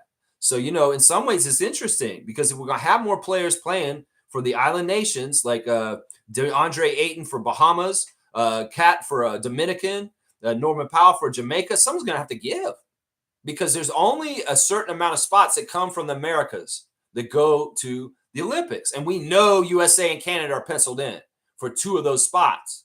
So it could be very, very competitive in the next tier of America's teams, where Puerto Rico, Cuba, Mexico, these teams may be in trouble. Argentina, Brazil, there are teams that normally, historically, have done very well and gotten through there. But if Cat is going to be playing for Dominican, if the Jamaican team is going to be more stacked, they may be coming to take some of those spots from established basketball countries like Argentina and Brazil and Puerto Rico. So it's very interesting. We're going to have to see how the Americas group shifts. We know Canada's in there. We know the United States is in there. But who the fuck is going to be in there for the Americas going forward in the future? Is Jamaica coming up to get a spot from the Dominican or from Puerto Rico or from Brazil or from Argentina? Good competition right there. Good competition. That's right. Yeah, they play tonight. Costa Rica at 7 p.m. If y'all are available and around, I'll probably be on Discord watching it live. And you know what? I do a live play-by-play. We live react during the game. And if that's fun to you, join the channel as a member. You get access to the Discord server, and you can come in and watch Jamaica and Norman Powell play tonight live with me. I should be in there. Most likely. We'll see. Mike is here. Logical Raptors fanatic. Hello. Good morning to you, sir. I dropped the clip in the Discord of me defending DeMar to a Kings radio guy. Laugh out loud. Okay, let me see. Let me go look at that real quick. Where'd you put that? You just put that in there today? Let's see where you did it. Okay. This is Mike went on the Alan Stiles show, Sacktown Sports, and he's talking about DeMar DeRozan with them, defending him. Awesome, Mike. I'll have to watch that afterwards. Because in some ways the audio won't go through the computer, and I want to take a sec to. I'll watch it for sure. I'm gonna watch it. People really don't know that DeMar was a big part of the culture we built. I guess. I mean, Sacramento people don't know that. Other people don't know that. I mean, in some ways, if you're a good fan of your team, like I am of my team, you do the research. You find out all about David Roddy. You find out all about Sandro Mamu when they come to your team. So Sacramento fan, DeMar DeRozan is a pretty preeminent kind of important NBA player in his era. The fact that you have an oversight on understanding who he is in his career, well, that just makes your credibility look shitty, is what it seems like to me, Mike. That makes it seem like Buddy from Sacktown Sports may need to do more research. This is the bad influence of lazy-ass ESPN writers and personalities not doing their job and doing the research. Then people like me don't do their research, and they think that they know what they're talking about when they haven't done their research. They haven't done their homework, and that's important. That is important. Your homework is important, so you can actually know what you're fucking talking about. You know what I'm saying? Happy birthday to Jimmy King, original Raptor. He was the second pick in the second round of the Raptors after Damon Stoudemire. Damon Stoudemire, first pick in the draft for the Raptors. And Jimmy King came in the second round of the Fab Five out of Michigan with Chris Webber, Juwan Howard, and Jalen Rose. Jimmy King was one of those guys. And it is Jimmy King's 52nd birthday today. So happy 52nd birthday, Jimmy King, original Raptor. That's right. It's his birthday. All right, let me see what else we got. You know what? We'll make it a quick one today. I don't need to go a super long shift today. If we're done by an hour and a half, that's perfectly fine with me. Kareem saying, Lex, I admire your stance on politics. I agree 100% on all your views. You're good and able to articulate your point. One day we should just talk politics and get it out of our system. I don't know if I'll ever get it out of my system because it's ongoing and there's new events and new things happening. And in some ways, it's part of why we got this place is like we haven't been vigilant about our freedom and democracy in certain ways. We haven't been vigilant about safeguarding democracy from kleptocrats and billionaires and the 1% buying our governments and basically running them as they want to and not listening to the people because, environmental regulations, what the people actually want don't fucking matter. Therme Spa is not what the people want, but it doesn't matter. The corporation of Therme wants the spa. So Doug Ford kisses their ass. And I'm sure he gets a favor for it and doing what he's doing. He gets some sort of payoff and favor for something because it's all one hand washes the other. It's all corrupt. They call it a swamp, but the worst swamp ever is in the White House at this point. They are absolutely criminals. Kleptocracy. That's the word. Yesterday, Wayne said at the end of the stream, they're not fascists, they're criminals. No, that's the same. They can be the same thing. It can be a fascist kleptocracy. You know what a fascism is? Fascists are, they're dictators. Fascism is the government of a dictator. And that is somebody who makes all the rules and is above all everybody and makes all the power, and the people have no say. That is fascism. That is the definition of it. And this is what the United States is doing right now, is fascism. There's always been underlying fascist elements in politics, but it's really coming out of the woodworks and in the light of day at this point. But that's fascism. A kleptocracy is a, well, klepto. What's a klepto? A klepto is somebody, you come to your house, you watch them while they walk around your house like they're going to pocket something. A klepto is somebody who may go into a grocery store and take a bunch of groceries and stuff them down their pants. That's what a kleptocracy is. Well, what do you think it is? The fox is in the hen house. Donald Trump is a criminal, and he's stealing money from the taxpayers and all kinds of convoluted, crazy-ass schemes, and they're right in front of us. And, well, that's what it is. We're living in a kleptocratic, which is criminal, fascism is what they're living in down in the United States. And the crazy thing is, people can understand exactly what Trump's doing because he tells on himself all the time. I've said this before on this channel a couple of years now. Donald Trump blames everybody else in deflection for his own crimes. The whole last 4 years, what do you call Sleepy Joe and his crime, the Biden crime family? No. One finger pointed at Joe Biden saying he's Sleepy Joe and the Biden crime family. Those other fingers are pointing back at you. There's a Trump crime family that Eric and Don Jr. and Trump himself are criminals. So, and it's often whatever Trump is accusing other people of doing, you want to be a dictator. You want to run everybody's lives, Joe Biden, by making a vaccine mandate. He's telling on himself. He wants to be the dictator. Whenever he accuses anybody else of something else, he is basically deflecting. In some ways, his offense to defend himself is to go on the offense and blame everybody for his own crimes. Like, oh no, Bill Clinton went to Epstein's island. He was the one who went. Every single time he blames somebody else for something, he's telling on himself that he's doing that shit. It's never fails. Every single thing he could accuse Joe Biden and other people of doing, he was doing him damn self.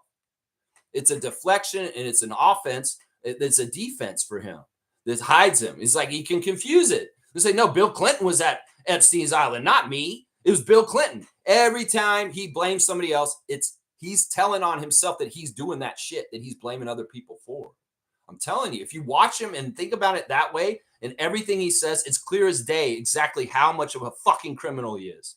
And you'll find out. You can see it. You can look right through it right there. Mike's saying Scott Perry was just hired and has been talking about building a culture of pro accountability. Who's Scott Perry? Where? In Sacramento? Are you still talking about Sacramento? Wayne's saying Discord is cool. We yap without it sounding toxic compared to writing when it can go sideways easy. No nuance in writing unless you're gifted literally.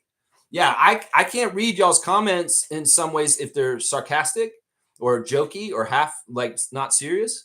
I have to read them for what they are sometimes. Sometimes I can tell you're joking, but in some ways nuance is lost in text. And when you can hear the person's inflection when they're talking to you, like Wayne and I were last night, it's a lot more easier to suss it all out and understand it. I like that. Wayne, once again, I had a blast watching the Jamaica game with you last night.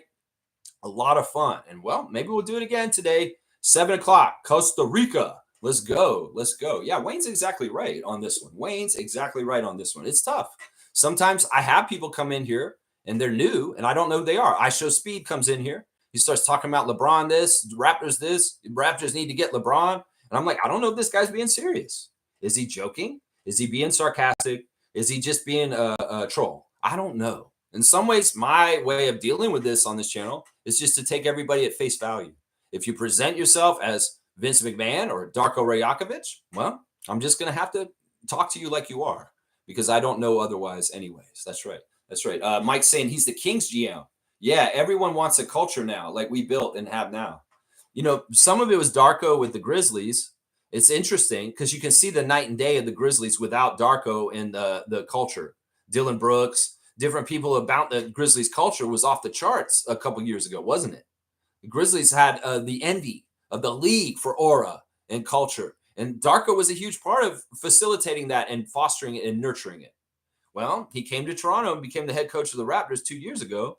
And that all went to us after that. Dylan Brooks left too. And what are the Grizzlies now? A collection of guys. I don't even know who the fuck is on their team. And do they even have any a collective identity at this point? No.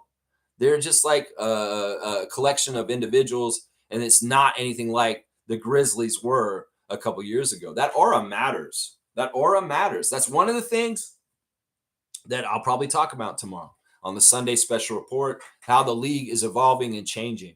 And you're right, Mike. In some ways, there's copycat stuff, but this isn't copycat necessarily from us.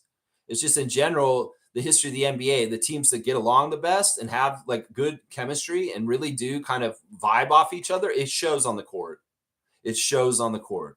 And that's why having you guys all for one and one for all, like the Raptors are, is a huge, huge advantage. Because there's a lot of teams out there that their teammates, sure, they get along on face level, they're professionals, but there's still underlying shit that isn't dealt with, maybe not talked about. I know Darko has a philosophy of if there's an issue, we're talking about it, we're getting out. And he's like about confrontation. It's not about like stewing and simmering and leaving things to the status quo and just not going and being avoidant, not wanting to talk about conflict. No, Darko's all about going right into it and getting it out of the way and not letting anything fester. I'm going to tell you right now, the Knicks are going to be a huge problem this year with their chemistry.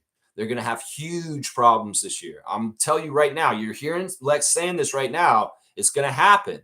I already see the signs that team's fractured, and this new coach situation is not going to help the situation either.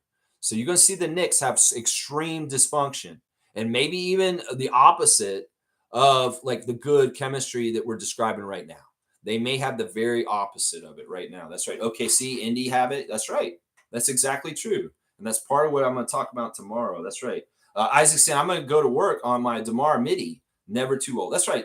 Isaac was on the court yesterday, putting up shots, putting in that time. He loves shooting hoops. It clears his mind. It's great physical activity. And it's just a fantastic thing to do. I salute Isaac Campbell for continuing to get out on the court and put shots up at our age.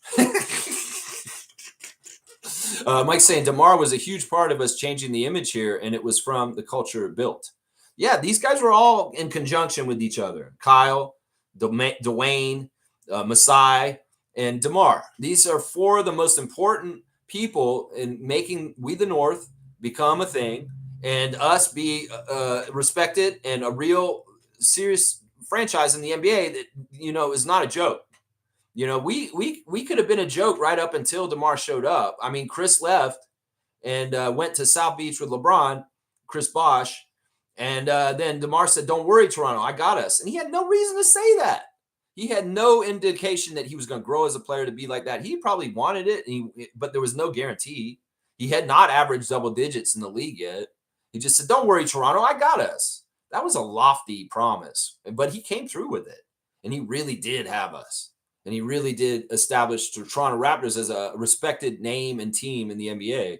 I give all the credit in the world to those four men during that time. And the other guys around too, Terrence Ross, Patrick Patterson, Jonas Valanciunas, Grevis Vasquez, Chuck Hayes, Amir Johnson. The list of guys around there, Corey Joseph, DeMar Carroll. There's so many guys that came around that team and were a part of those years that was building the respect. And that was perennial playoff appearances every year, excellent regular season records, and just a demand that you guys can poo-poo us. You can say that we're this and this. We're the Canadian team. We're expansion team. We're a joke. No, we're not. We're going to force you guys to respect us. And Kyle Lowry and DeMar DeRozan, big, huge engine for that. Big, huge engine for that. Big, huge engine. James saying, Lex, do you still play ball, shoot around? I can. I'm in good shape. I can get out there and still play. But I don't very often. I don't have access to a court easily some ways right now, especially where I'm at now. But, it's weird because there is a court at the camp near me. And I can go play there when the camp is not open. But it's summertime. And the best time to go play is in the summer, right? But I can't go on there when the camp is in session. So, and it's weird because basically I can go to that basketball court that's not far from me only when the NBA season's in effect. If the NBA season is not going on, I can't go there because the camp is there and they're using it. And it's all the kids. And you're not allowed on the camp property when the kids are in session. So when the NBA season starts in September or October, I can actually go back out there and play. But of course, it's going to be winter. And the snow's going to cover the court and stuff like that. So it is what it is. It is what it is. Wayne's saying the way that I saw Norman carry himself yesterday, I'm rooting for him in Miami. Our two exes that are in the same conference. I just love that they're humble and their behavior amongst ordinary people. You talk about him and Pascal. I mean, there's a lot of different guys from the championship team that are still around the league and on other teams. I mean, we could talk about Lowry also. He's in the East. But yeah, I think I know who you're talking about. Yeah, Norman's awesome. Like Wayne kept saying that when we're watching it. He's like, I have so much respect for Norman for showing up and being there for this. And I was, he's right. Because this pre-qualifier, Jamaica could have not had him there, and they may have still won. And he didn't need to necessarily be there. And it's also, I wonder about the other NBA guys that committed to Jamaica, why they weren't there, but Norman was. That shows a dedication beyond the Thompson twins, at least. Beyond them, at least. Yeah. All right, let's do the classic card, and we'll wrap up soon, guys. We'll wrap up soon. All right, let's see. Oh, man, this classic card box is getting more empty. I'm going to have to put more cards back in it very, very soon. All right, we'll do this one. This is not so classic, but here we go. Here's the card of the day. Full name answer, please. Do not half-ass it. Put the man's name in both of the names, the first and the last, and you can get this classic card. This is a pretty easy card, if you ask me. I think this is like the only player in the league that looks like this right now. So, yeah, this should be an easy card. So go ahead and give me the full name answer of the classic card of the day. You know who that is. Come on now, guys. He was on this team for a while, but he's not there anymore, is he? No, where is he? Oh, I know where he is now. I remember where he is now. He was on this team a while back, and then he went to another team that we've been talking about today. And then he's on another team today. That's right. Yeah, you really, Mike, that's crazy how you spelled his last name, but it's okay. It's fine. You didn't spell it exactly right. Kevin Herter is his name. Yeah, Huter. You made him sound like the Napoleon Dynamite guy. What's his name? Kevin Herter. Yeah, Herter. It's not herder like herding sheep. It's Herter. Hurt. Huerter.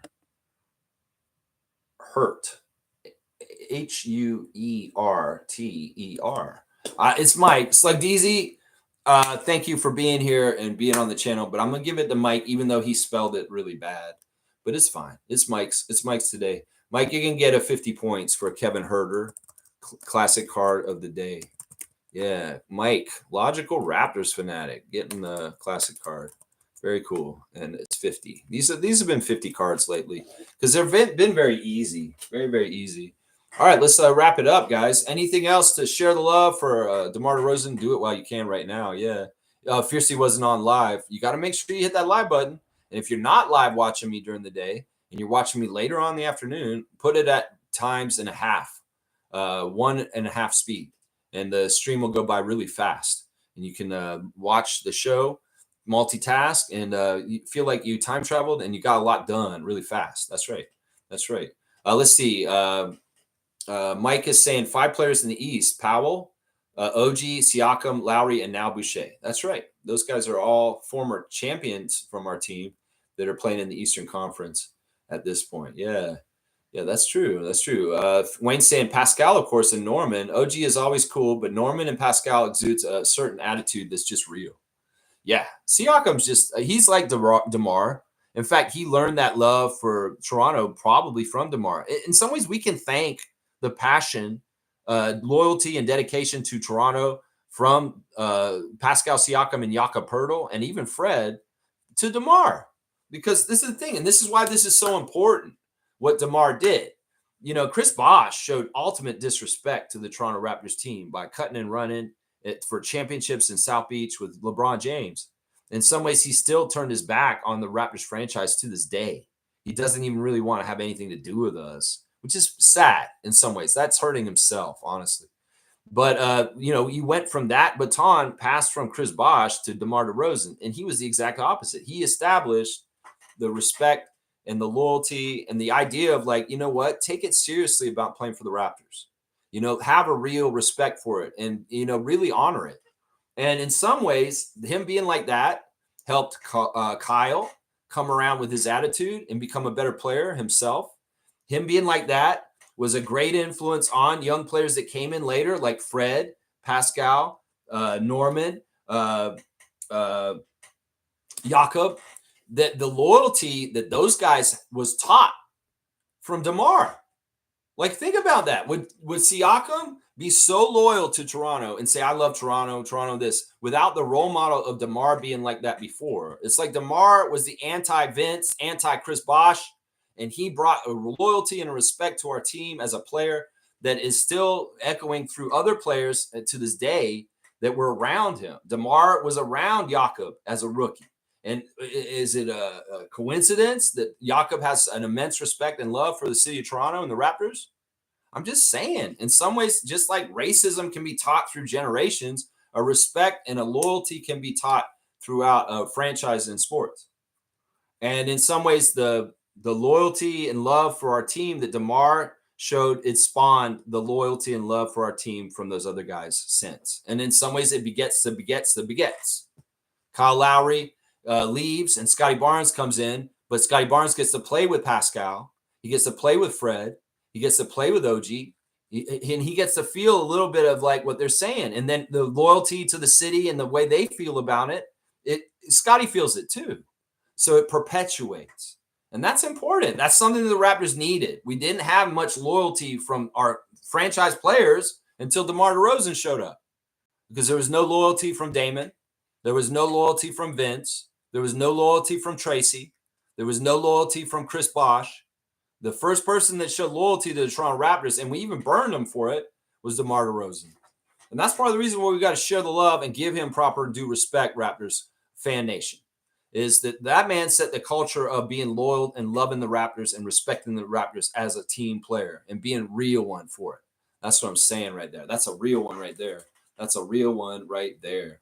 That's right. Fiercely saying, we love you, Debo. That's right. We do. We very much do. If he comes in and watches this somehow, somewhere, or one of his people, that's the message we got for him right there. Cream saying, just a quick reminder that the Denver Broncos play tonight at 7 on NFL Network. Okay. Or watch it at 0.5 speed and really take it all in. That's an interesting idea, Isaac, and it's so weird that you're going to get a dunk. I've not often suggested watch my stream at 0.5 speed so that I am talking like this. We'll put that on the fast speed and it'll sound like regular speed. 45. You got the 45 bus, Delano Banton. Look at that. Rexdale bus for Isaac on the dunk charts right now. He's 45. Mike is saying, I told Alan Stiles that DeMar mentored 4 lower picks in the starters, OG, Powell, Siakam, Van Vliet, and Alan said that does nothing for him. What an idiot. Seriously, what an idiot. He's told him straight up. It's like, well, you know who Fred Van Vliet is? Do you know who Pascal Siakam is? Do you understand that DeMar was their vets when they came into the league? You don't understand that, Sacramento guy? Okay, once again, you're not doing your homework. You're not educated enough to have opinions on basketball. I'm sorry. Just like Scotty said, y'all don't know ball. You don't know ball, Alan Stiles. Your styles are not very stylistic to knowing ball. That's what I say right there. That's right. Mike's saying people don't get it. They just don't know ball, like Scotty's saying. They just want to stank and get a star instead of building a culture first, then bring in those stars so they become winners and really pros. The process showed us the issue of stanking and hoping for an Embiid. Oh, yeah, you're using that word because of, yeah, people don't get it. They just want to tank and get a star instead of building a culture first and then bring in those stars so that they become winners and really pros. The process showed us the issue of tanking and hoping for an Embiid. No, once again, the draft is unreliable. You cannot pick where you get picked. Everybody trying to tank, you can't get what you want if you tank. There's a lot of teams that tanked last year and didn't get anything what they wanted. And Dallas won the draft anyway with some convoluted shit. So, listen, it's not about like getting a high draft pick necessarily. It's about using your draft picks effectively so that they're not busts. It's about, using where you're at. If you're in the 12th pick, get Grady Dick. If you're in the 9th pick, get Colin Murray Boyles. You got to draft players at your spots and hope that they hit. Do your research and get the right players. And in some ways, relying on losing to get a high draft pick is stupid.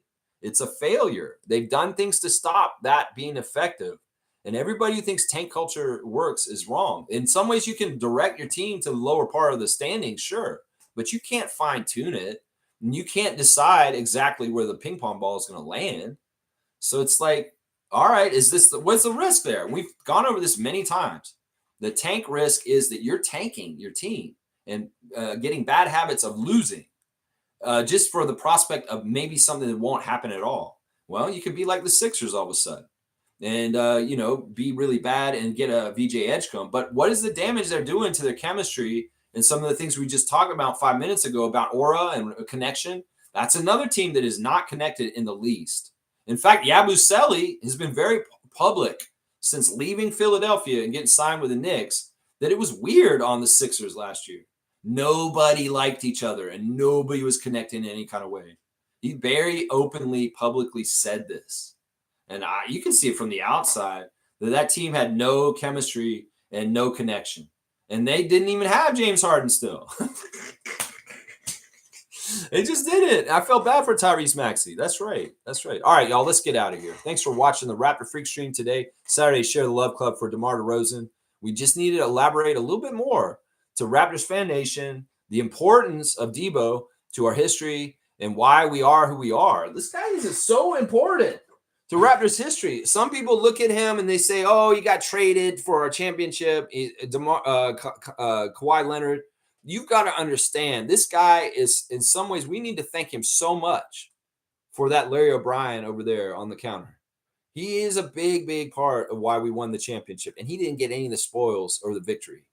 And in some ways, I respect that so much. And in fact, I give him extra points for that because in some ways, I feel like he deserved to be a champion in the NBA. And maybe he'll still get a chance to be at some point. But there's no guarantees. This league is tough. This league is hard. And it seems like the position he's in right now is not one that's going to get him a ring before he's done. But we'll see. We'll have to see. Cool Cat saying, thanks, Lex. Have a great day, everyone. Yeah, enjoy your Saturday. Get out there, touch grass, and just have a great day. That's right. Wayne's saying FIBA games yesterday, Lex, they really don't play defense, the position, but it's just basic stance later. Yeah, it's interesting. It's just the skill level. The talent level is just not NBA level. And, well, there's going to be ugly-ass basketball. Let's just put it that way. There's going to be ugly-ass basketball. Isaac's saying, thanks for the culture, DeMar. Best person ever. I won't disagree with him. He's one of the greatest persons ever to put on a Raptors jersey. That's for sure. All right, y'all. I'll see y'all tomorrow. Sunday special report on the ever-changing culture, the ever-changing landscape of parity in the NBA. We're going to talk about Rick Carlisle's statements this week. We're going to talk about the reality of the NBA and what it takes to win at this point. And just how, how much should we expect the Oklahoma City Thunder to repeat this year? Is that likely? Could it be happening? I don't know. We're going to talk about that kind of stuff. Sunday special report, 9:30 tomorrow. I'll be back. That's right. Mike's saying he helped in building half the championship rotation. Yeah. Him and Casey, they don't get the reward in the end, but they've helped build it up. And they were definitely part of the group project. All right, y'all. I appreciate everybody. Thanks for watching. Please like, comment, subscribe, share, and join the channel if you want to. You get access to our Discord server and other things like the phone number for our call-in show on Thursday. So definitely consider joining the channel as a member. I appreciate it if you will. All right, let's go.